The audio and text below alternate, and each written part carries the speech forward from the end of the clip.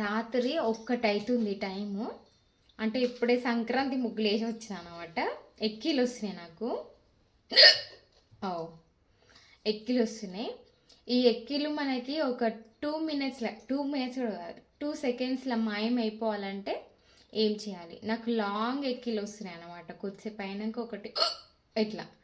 ఇప్పుడు ఇవి పోవాలంటే ఇంకో గ్లాస్ వాటరు ముక్కు మూసుకొని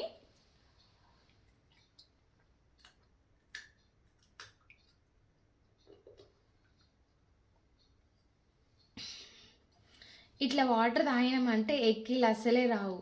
ఒకసారి ట్రై చేయండి. ఇప్పుడు నాకు వస్తున్నాయి చూడండి. నేను 10 పెడతా.